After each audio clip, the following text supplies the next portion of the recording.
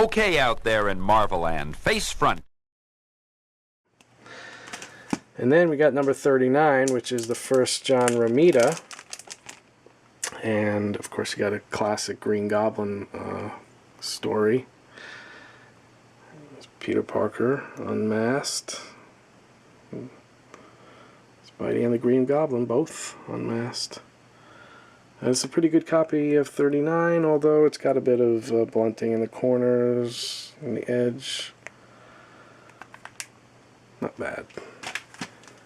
And we've got number 40. This one is in really nice shape, and of course, this is the origin of the Green Goblin.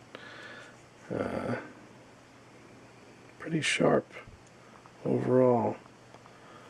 For number 40, the color is really vibrant. It's rich. A little bit of blunting in the corner there. But overall, not bad. Amazing Spider-Man number 40. And you got number 41, the first appearance of the Rhino. Another classic cover. I mean, most of these covers are classic. It's just amazing. John Romita. I mean, some people wonder, is Steve Ditko the most important comic Spider-Man artist, or is it John Romita? Who is more associated with Spider-Man? But, you got to say both. It's like almost equal. But Ditko, I mean, he did, the early issues, so I got to give it to Ditko. I love John Romita. I'll give it to Ditko. There you go. Number 42, this one is really in good shape. Very nice condition. Yeah, you got little stuff like that, but when you look at it overall and you hold it in your hand and you turn the pages and the pages are off white to white and it feels solid, it's smooth, lays flat, it's crisp. It's a nice book. Number 42. And of course, also number 42, something else to mention is that it's the first time you actually see Mary Jane. It's the third appearance of Mary Jane. The previous two issues, she was only shown, or off, her face was hidden. But this time you actually see her. And she's in 2 panels. The last 2 panels, we'll take a look at that in a second. Let's take that. Here we go. Issue of 42. Peter Parker, I'd like you to meet my niece. You mean that's Mary Jane? Face it, Tiger. You just hit the jackpot. There you go. Look at his eyes bugging out. Oh my goodness. Alright, that's pretty funny. But there you go. That's the first appearance of Mary Jane in an Amazing Spider-Man comic, number 42. Alright, back to the books. Alright, back. Now on to number 43. Another Rhino story. Another cool cover. Got a lot of depth in that cover. You got the background, stuff going on, buildings. Gives you a feeling of like you're in the scene. There you go. Amazing Spider-Man number 43. Here's number 44, another Lizard story. Let's see how that movie's going to be. I'm not really sure.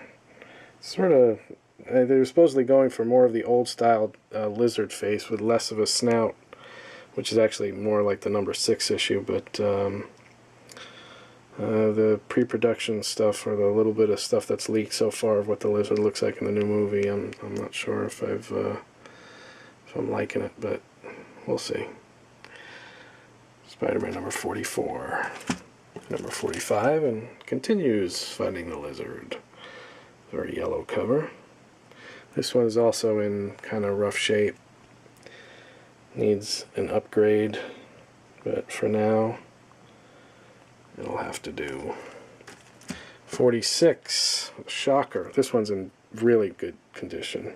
I mean, every time I say that and I go in close, you get a little color break, but overall, it's in pretty nice shape. When you hold it, you take it out. Number 46. 47. There you go. This one, this is actually the one that has the first date between Peter Parker and Mary Jane. But it's got a cover stamp on it, which some people don't like. I mean, I prefer it not to be there, but definitely better than someone's handwriting or something like that. I don't mind it. I know it's like an official thing. It's probably when the store got it for whatever reason back then. I'm not sure. Maybe somebody can elaborate in the comments why they used to stamp the date, you know, for whatever, you know, they know when it came in, I guess when they sent it back, if they had extras. I don't know. But this one's in pretty good shape. And this also replaced an older copy that was in pretty bad shape. One of the books that I actually got as a kid, some of the first comics I ever got, was this big box of comics that one of my dad's students at Brooklyn College, theater student, came over to one of the parties my dad used to host, and he knew that I was into comics. I was about 9 years old, and he said, I've got some comics. And this was in the mid-'70s, so he was a kid in the 60s, and he brought his big box of beat-up comics to the house with pretty much lots of Amazing Spider-Man, maybe some Fantastic Fours. I don't really remember much other. There was, you know, a few 60s books, but it was mainly Spider-Man. Some of these are those books, and most of them have been replaced because they were in such bad shape, but it was still pretty cool, and I was able to get a whole bunch of 60s comics, my first introduction to 12-cent comics. So this one, 48, was also one of those books that had been in really bad shape, but I got this upgrade not too long ago, and this one's actually really nice. The Vulture, great cover. Same thing for 49. This one was actually missing half the top of the cover, the earlier copy that I had. That was from Stan Zucker. But this one is in very nice shape. And last, we've got a very iconic cover. We've got Spider-Man number 50, first appearance of the Kingpin. And there's also his origin is retold in here.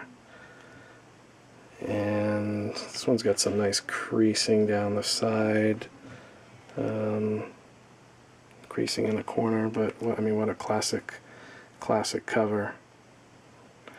And a great book. And that's it for this week. So thanks for watching, and next episode we're going to talk about something a little bit different. Not comic books. We're going to focus on Henshin Cyborg, Japanese toy line from the early 70s. So until then, take care. Bye-bye.